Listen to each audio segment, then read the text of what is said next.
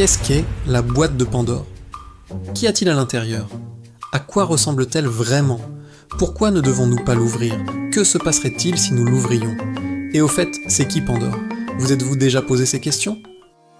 Bonjour et bienvenue sur la chaîne Shadow et Progresse en français. La chaîne qui vous aide à progresser en français, une petite histoire à la fois. Le principe est simple. D'abord, vous écoutez une phrase, puis vous la répétez à voix haute. Et ça, tout au long de l'histoire. Alors allons-y et plongeons dans l'histoire du jour. L'épisode d'aujourd'hui parle de l'un des mythes les plus célèbres de la Grèce antique. Il parle de curiosité, de vengeance et d'une boîte qui n'aurait jamais dû être ouverte, la boîte de Pandore. Pour mieux comprendre ce mythe, nous devons voyager en Grèce et imaginer une époque où il y a des dieux et des humains. Les dieux sont puissants et contrôlent tout. Les humains sont humbles, mais leur vie est très différente de celle que nous connaissons aujourd'hui. Ils ne tombent pas malades, ils ne vieillissent pas et ils ne souffrent pas comme les humains modernes. Deux des personnages les plus importants de cette histoire sont Zeus et son frère. Zeus est le plus puissant de tous les dieux. Il est le roi des dieux et il aime beaucoup se sentir supérieur aux humains. Son frère, en revanche, est un dieu intelligent et bien intentionné qui aime les humains. À cette époque, les humains n'ont pas le feu.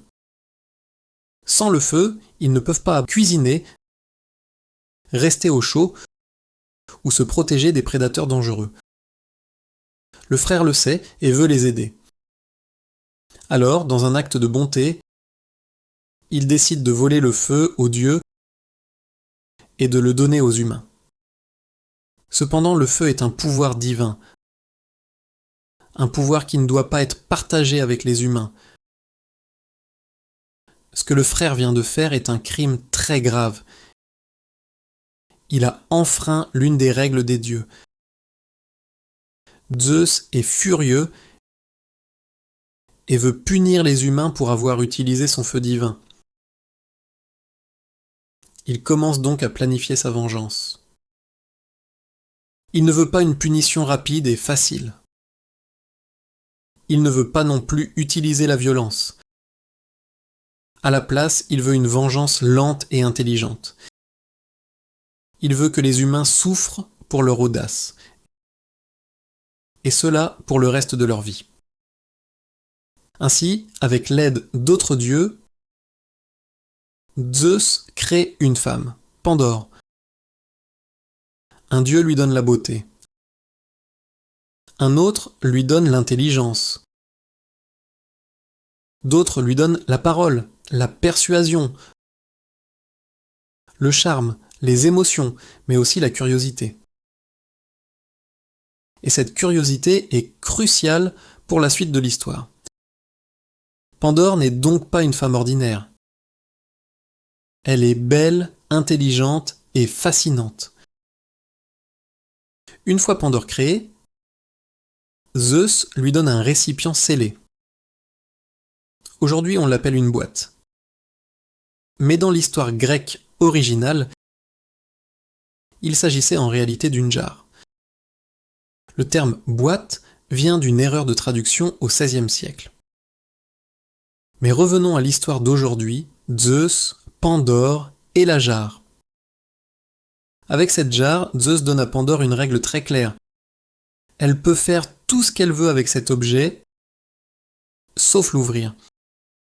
Il ne lui dit pas ce qu'il contient, ni pourquoi elle ne doit pas l'ouvrir, mais la règle est claire. Elle ne doit jamais, au grand jamais, l'ouvrir. Puis Pandore et sa jarre sont envoyés vivre parmi les humains. Au début, Pandore respecte la règle. Mais jour après jour, sa curiosité devient de plus en plus forte. Qu'y a-t-il à l'intérieur du récipient? Pourquoi ne peut-elle pas l'ouvrir? Pourquoi les dieux lui ont-ils donné cet objet si mystérieux si c'est pour le garder fermé? Elle le touche, elle le secoue, elle l'écoute. Elle essaie de voir à travers. Elle y pense constamment, jusqu'au jour où elle ne peut plus résister. Elle soulève lentement le couvercle pour voir ce qu'il y a à l'intérieur. Immédiatement, une nuée de choses terribles s'échappe. Terrifiée, Pandore essaie rapidement de refermer le couvercle, mais il est trop tard. Tous ces maux se répandent dans le monde et entrent dans la vie des humains. Le monde change pour toujours. Mais qu'y avait-il dans ce récipient? Je ne vais pas vous donner la réponse tout de suite. À la place, je vais vous donner 3 options. À votre avis, y avait-il les maladies, la douleur et la souffrance? Y avait-il des insectes dangereux et envahissants, comme des araignées, des cafards et des scorpions? Ou bien y avait-il des catastrophes naturelles, comme des tornades, des tremblements de terre et des volcans? Qu'en pensez-vous? Quelle version ressemble le plus à un mythe traditionnel? Laquelle explique le mieux le monde tel que nous le connaissons aujourd'hui? Je vous donnerai la réponse dans un instant. Mais pour le moment, attardons-nous un peu sur cette expression « ouvrir la boîte de Pandore ». Nous l'avons tous déjà entendu au moins une fois. Aujourd'hui, on l'utilise surtout pour parler d'une petite action qui provoque de nombreux problèmes graves et incontrôlables. Par exemple, on peut entendre quelqu'un dire « Au dîner, je voulais juste poser une question sur la politique, mais j'ai ouvert la boîte de Pandore ». Ce mythe est aussi utilisé pour parler de la nature humaine et de la curiosité. Pandore est souvent tenue responsable d'avoir ouvert la jarre, mais quand on y réfléchit bien, est-elle vraiment coupable? Elle a été créée pour être curieuse, non? Alors, peut-on vraiment lui reprocher d'avoir agi exactement comme une personne curieuse agirait? Un autre point à considérer est que ce n'est pas elle qui a créé les mots. Elle les a seulement libérés. De plus, lorsqu'elle a compris ce qui se passait, elle a immédiatement essayé de réparer la situation.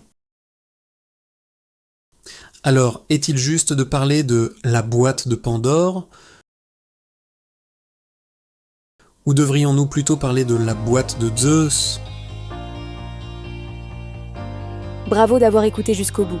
Nous espérons que vous avez aimé cette petite histoire. Et maintenant, la réponse à la petite devinette. Dans le mythe original, Pandore n'a pas libéré d'insectes envahissants et dangereux. Elle n'a pas non plus libéré de catastrophes naturelles destructrices, même si cette version semblait aussi plausible. En réalité, elle a libéré les maladies, la douleur et la souffrance. Si vous aviez trouvé la bonne réponse, ou si vous avez appris quelque chose aujourd'hui, dites-le nous dans les commentaires ci-dessous.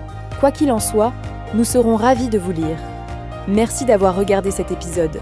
N'oubliez pas de liker et de vous abonner à la chaîne. À bientôt. On se retrouve très vite dans notre prochain épisode.